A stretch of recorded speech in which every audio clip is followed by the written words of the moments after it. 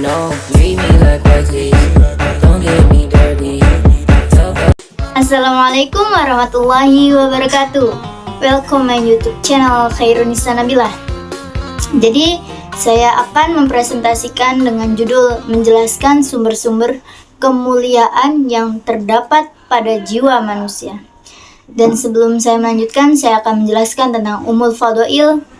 Apa sih itu Ummul Fadail? Jadi Ummul Fadail itu adalah konteks pendidikan akhlak yang mengacu pada prinsip-prinsip atau nilai-nilai yang dianggap sebagai dasar atau inti dari keutamaan moral. Istilah ini mengandung arti bahwa ada prinsip-prinsip utama yang menjadi pondasi bagi pembentukan karakter yang baik dan perilaku moral yang benar. Hakikat dari Ummul Fadail dari pendidikan akhlak adalah: yang pertama, pondasi nilai-nilai utama. Ummul Fadail mencakup nilai-nilai moral pokok seperti kejujuran, keadilan, kasih sayang, penghargaan, dan lainnya yang harus ditanamkan dalam pendidikan untuk membentuk karakter yang baik. Dan yang kedua, panduan untuk tindakan moral, yaitu panduannya untuk memberikan pedoman yang kuat bagi individu dalam mengambil keputusan atau tindakan dengan cara yang etis dan bermoral.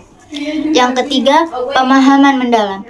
Jadi pemahaman mendalam itu pendidikan akhlak harus membantu individu memahami secara mendalam nilai-nilai yang menjadi inti dari Ummul Fadail, sehingga dapat menghayati dan menerapkannya dalam kehidupan nyata atau dalam kehidupan sehari-hari kita.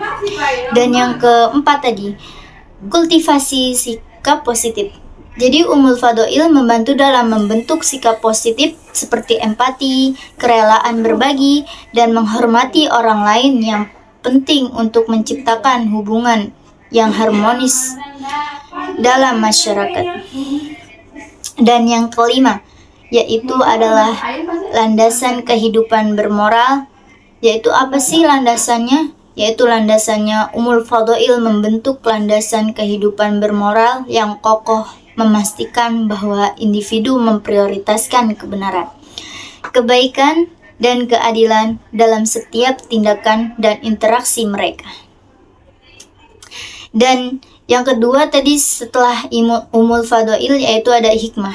Jadi hikmah itu menurut bahasa artinya adalah kebijaksanaan, pendapat atau pikiran yang bagus, pengetahuan, filsafat, kenabian, keadilan, kepribadian, atau kata-kata bijak, dan Al-Quran. Dan hikmah yang dimaksud dengan istilah adalah setiap perkataan yang benar dan menyebabkan perbuatan yang benar. Hikmah ialah ilmu yang sangat bermanfaat dan kebenaran dalam perbuatan dan perkataan. Mengetahui kebenaran dan mengamalkannya. Kata hikmah secara umum dipahami sebagai pengetahuan tentang berbagai akibat yang timbul dari suatu perbuatan. Hikmah juga menjelaskan bahwa kebenarannya dengan pengetahuan dan akal manusia. Dalam kata hikmah terdapat makna pencegahan, dan ini meliputi beberapa makna yang artinya: yang pertama, adil, akan mencegah pelakuan dari terjerumusnya ke dalam kezoliman atau kesesatan. Dan yang kedua, helm, akan mencegah pelakunya dari terjerumus ke dalam kemarahan. Dan yang ketiga, ilmu akan mencegah pelakunya dari terjerumus ke dalam kejahilan. Dan yang keempat, nubuah, seseorang nabi tidak lain diutus untuk mencegah manusia dari menyembah selain Allah dan dari terjerumus ke dalam kemaksiatan serta perbuatan dosa. Nauzubillahi min dzalik. Al-Quran dan seluruh kitab samawiyah diturunkan oleh Allah agar manusia terhindar dari syirik, mungkar, dan perbuatan buruk. Ifah, dan yang ketiga ifah. Apa sih itu ifah? Ifah yaitu diambil dari kata Afah yaitu ifah 10 yaitu menjaga kehormatan diri, kesucian diri, tidak mau mengerjakan yang keji. Secara istilah, ifah yaitu keutamaan yang dimiliki manusia ketika seseorang itu mampu mengendalikan syahwat dengan akal sehatnya, baik dalam menahan diri, dalam hubungannya, dalam masyarakat. Contoh ifah dalam kehidupan sehari-hari yaitu kita tidak pernah untuk berputus asa dan kita selalu berusaha dalam kebaikan, tidak langsung berpaku tangan dan bergantung kepada harta orang lain. Bukankah Allah Subhanahu wa Ta'ala itu memberikan anjuran kepada umatnya untuk terus berusaha? Jadi jangan pernah menyerah dan mundur ketika belum tercapai segala keinginan.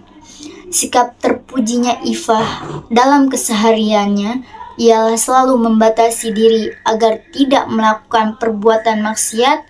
Seseorang ifah juga selalu berperilaku sesuai dengan tuntunan Al-Quran dan Sunnah. Ia bisa menahan diri dari perkara-perkara yang diharamkan, walaupun jiwanya cenderung kepada perkara tersebut dan menginginkannya. Dan yang kelima tadi ada syaja'ah. Pas itu syaja'ah. Syaja'ah menurut bahasa atau etimologi yaitu artinya antonim dari kata al-jabn yang berarti pengecut, dan kata ini digunakan untuk menggambarkan kesabaran di medan perang. Dan sisi positif dari sifat berani yaitu mendorong seseorang muslim untuk melakukan pekerjaan berat dan mengandung resiko dalam rangka membela kehormatannya. Tetapi sikap ini bila tidak digunakan sebagaimana mestinya akan terjerumus seseorang muslim ke dalam kehinaan. Nauzubillahi min zalik. Dan syaja'ah dalam kamus bahasa Arab artinya keberanian, keperwiraan, atau bahkan yang lainnya, yaitu seseorang yang dapat sabar terhadap sesuatu jika dalam jiwanya ada keberanian menerima musibah atau keberanian dalam mengerjakan sesuatu hal. Pada diri seseorang pengecut sukar didapatkan sikap sabar dan berani.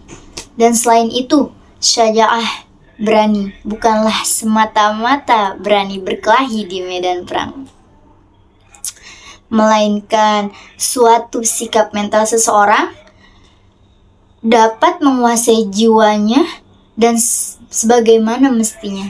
Dan syaja'ah terdapat menjadi dua bagian, yaitu syaja'ah harbiyah atau yang bisa disebut keberanian yang kelihatan atau tampak, misalnya keberanian dalam medan tempur. Dan yang kedua, syaja'ah nafsiyah, yaitu keberanian menghadapi bahaya atau penderitaan. Sekian dari saya, kurang lebihnya wassalamualaikum warahmatullahi wabarakatuh.